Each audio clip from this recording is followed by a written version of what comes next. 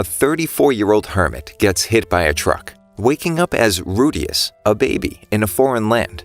He remembers everything from his previous life and figures he must be in a rural European village. That is, until his mother, Zenith, uses magic to heal him. Now it makes sense why his dad, Paul, practices swordsmanship every day. He's in a totally different world. At age 2, he decides to try and learn magic himself.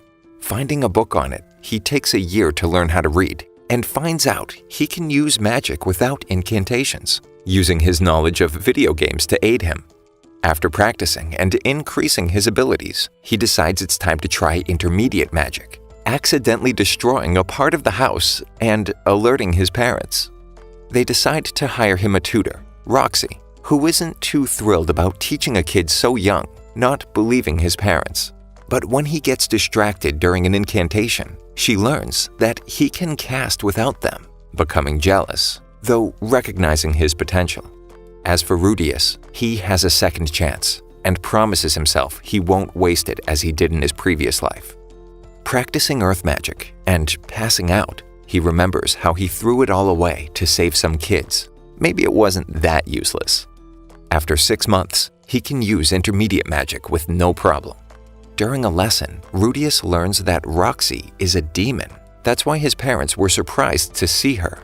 There's a demon race, the Superherd, who has been feared for the past 400 years. Sometimes her hair is mistaken as green, like the Superherd's. After a year and a half, they celebrate his 5th birthday. Apparently, they only celebrate every 5 years.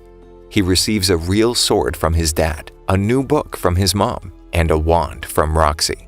But she's afraid there's nothing more she can teach him about magic, so the next day, she plans on holding his graduation ceremony. Being bullied in his previous life left him with a crippling fear of going outside. Rudius becomes terrified when Roxy tells him they must leave town for the ceremony.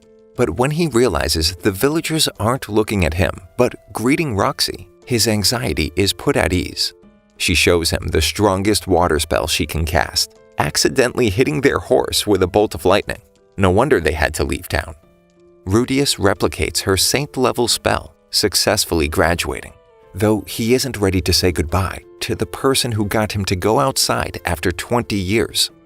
His parents are relieved that he's going outside now. They thought he was sickly, never crying as a baby, or doing most things regular kids do.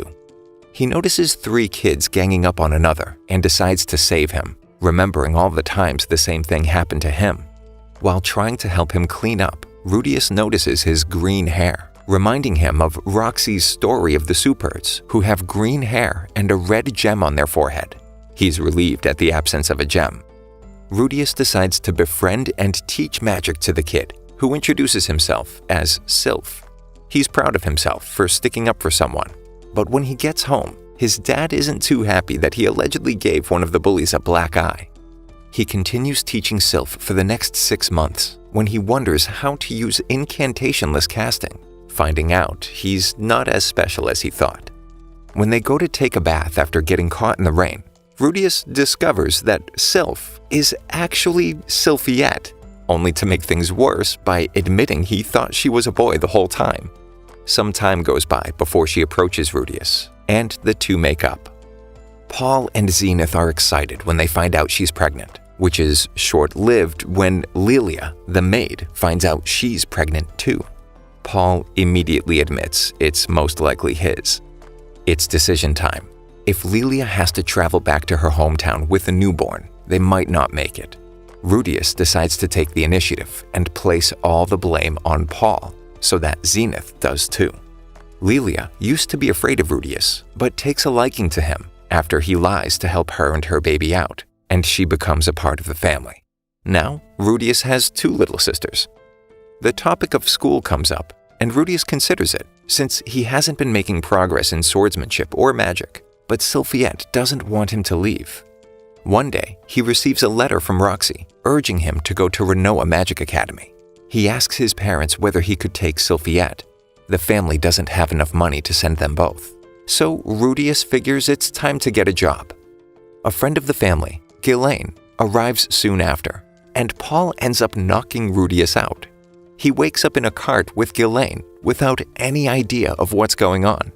She throws him a letter that his father wrote. Apparently, he's being sent to teach magic to another child for the next 5 years. The letter also tells him not to return home or contact Sylphiette, as she's been hindering his development. Arriving in Roa, he meets Philip Boreas Greyrat, the mayor, and his father's cousin. He had no clue he had family with such high standing, nor does he know he'll be teaching Philip's daughter, who beats him up during their first meeting. Now it makes sense that nobody wants to teach her. So Rudius comes up with a plan to stage a kidnapping and show Eris how useful magic can be. The kidnappers are a little too good at their job. She's still hostile to Rudius, who plans to leave her behind if she refuses to cooperate. They escape and make their way back to Roa, though it turns out the kidnapping wasn't as staged as they planned. After he rescues her instead of taking the scoundrel's bribe, she begrudgingly accepts him as a tutor. Philip is grateful, but cautions him against revealing his family ties due to the political landscape. It's official, his first job. Ghislaine takes up his swordsmanship training, while Rudius teaches her and Eris how to use magic, and how to read, write, and do arithmetic. But not long after, Eris starts acting up again, so he decides to give her a day off. Once in a while won't hurt, and they all go to town for the day. A merchant tries to sell him an aphrodisiac, as he attempts to figure out the market price of general goods and convert it into yen. After Rudius refuses to let Eris buy him a book, he decides to get her an allowance. She finally starts paying attention in class after getting regular time off, and she buys him a present with her new allowance. Eris' 10th birthday is fast approaching. As a noble, she needs to learn how to dance. Giving up a few lessons a week to her dance teacher, Rudius finally has some free time of his own. He decides to learn new languages, but finds Demon God especially difficult. Apparently, dance instructions aren't going so well, so the teacher asks Rudius to convince Eris to return to classes. His free time is short-lived as he gets sucked into helping with dance practice. Rudius begins selling some of the figurines he's learning to make using earth magic for some extra money. One day, he receives a package from Roxy. Since he's still having trouble figuring out the demon god language, she handwrites a textbook for him. Roxy's new student is obsessed with her and ends up getting his hands on one of Rudius' Roxy figurines. At Eris' 10th birthday party, she embarrasses herself during her first dance. Nobles aren't supposed to have 2 left feet, so Rudius ends up stepping in and uses her swordsmanship training. Using feints keeps her from fainting. Rudius gives both Eris and Ghislaine wands as a present, though she's more excited about receiving a ring from Ghislaine. He accidentally interrupts her grandfather, Soros, with a maid. He points out a giant red orb in the sky, though tells him not to worry about it. It only gets bigger over time. Rudius overhears planning for his surprise 10th birthday party. He learns why they can't be too public about his presence. It isn't Paul's reputation, but his name.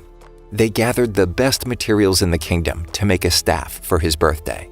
He's disappointed that his family couldn't come, finding out that there's been an increase in monster activity lately. Eris's mom breaks down, saying she'll adopt him. No, he should marry her daughter. Philip explains that his sons were adopted by his brother, so his wife hated him until now. But if he so chooses, Philip will handle the coup, and all he needs to do is marry Eris. She waits for Rudius in his room that night, but he goes a bit too far, and she pushes him away. He apologizes. She forgives him and makes a promise to wait until his 15th birthday. Back in his hometown, his father is busy fighting monsters, while a strange mana cloud appears in the sky. Rudius takes Eris and Ghislaine out of the city to show them his strongest spell using his new staff. When they're attacked, it's someone named Almanfi, allegedly sent by the legendary hero Perugius Dola to find the source of the disturbance. Ghislaine reveals she's a sword king while protecting and vouching for him. Suddenly, there's a giant flash of blue light. Rudius holds on to Eris as they're enveloped. Rudius wakes up in a strange liminal space, looking like his past self. A mysterious white figure introduces himself as the man god and offers to help after watching him for a while. He's relieved to find he's still alive in the new world and not dead again. Apparently, he's now stranded on the demon continent. The man god tells him that when he wakes up, there will be a man there. He just has to rely on him and help him no matter what. He wakes to find a man with green hair and something red in the center of his forehead. At first, he's wary, but when he speaks demon god, the man is taken aback at how courteous Rudius is, admitting that it would be rude to fear the man who saved them. Introducing himself as Ruigerd Superdia, he swears to protect the children while helping them get back home. Eris wakes up terrified when she sees him, but she comes around after some convincing. They come across a village, though the children are too suspicious, barring their entry. Ruigerd gets him to speak with the chief, which he does telepathically. When the chief notices the necklace Rudius is wearing, he mentions Roxy's name. The man who originally turned them away freaks out. Apparently, Roxy is his daughter, and he hasn't seen her in 20 years.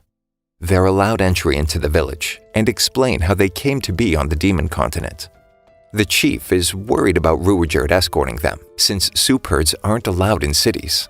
He responds that he'll just kill everyone in the city if that's the case. He becomes angry when Rudius asks if it's true they turned on their allies in the war. Ruigerd explains how the demon god, Laplace, gave his tribe cursed spears during the war 400 years ago, turning Superds into cold-blooded killers who slaughtered their own families in their insanity. As the leader of the tribe, it's his duty to clear their names. Rudius promises he'll do whatever it takes to help. Eris is ecstatic that she's not helpless now, using the sword Roxy's parents gifted them to help on the road. But their happiness soon drains away when they see the security at the first demon city they arrive at.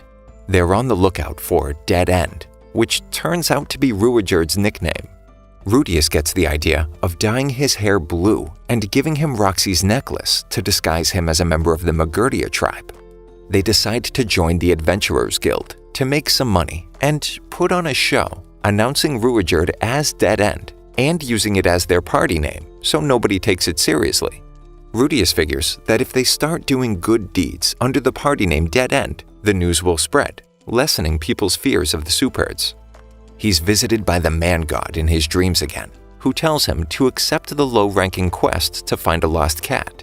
The next day, using his third eye, Ruigerd easily finds the place they're looking for.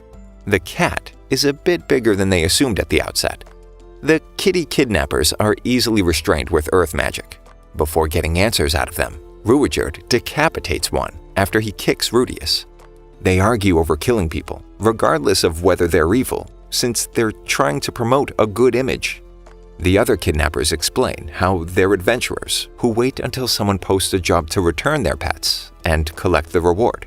This confirms Ruigerd's suspicions, though he gets frustrated when the kids stop him a second time. Instead of killing them, Rudius decides to use the kidnappers' higher rank in the guild to get tougher jobs. Roxy travels to Roa, looking for Rudius, and becomes relieved when she doesn't find his or his family's names on the death list. Paul writes a letter to let him know that he and his sister Norn are alive, but it never reaches his son. Meanwhile, Dead End searches for a mysterious monster lurking in a forest. They see a party of 3 younger demons they've encountered before, arguing with another party. It seems they're all looking for the same beast. When they look for it on their own, Ruigerd stops the group, as he's worried about the demon children, so they agree to follow them, just in case. Rudius stops Ruigerd from stepping in again when the party is attacked by 2 monsters at once, thinking it would be best to save them and bolster their names. But his intentions don't match reality, as one of the demon children is killed immediately. No amount of healing magic would save him now. Ruigerd berates Rudius for holding him back and letting a child die. The other demons defend him by accepting the blame. They knew the risks, and they took them anyway. It wasn't their job to save them. Ruigerd apologizes and acknowledges them as warriors. After walking the kids to the edge of the forest, they hear the sound of another monster, only to find another party dead. They never stood a chance. It was too late to save them, though they avenge their death by killing the giant serpent. Back in the city, one of the guild members calls them out for working with another group to take on tougher jobs and blackmails them. Noticing Rudius about to lose it, intending to kill the demon to protect Eris, Ruijerd washes the dye out of his hair, threatening their blackmailer. After being found out, he quickly leaves town before the guards catch him for being a soup-herd. The three meet up on the outskirts, and Ruijerd admits that he finally understands what Rudius has been trying to do and acknowledges him as a warrior. Instead of arguing after the fact, the three agree to hold meetings before making big decisions. They make their way to the coast, while Roxy and two of Paul's former traveling companions arrive by boat in search of survivors. Thank you for listening until the end. Subscribe for more videos like this.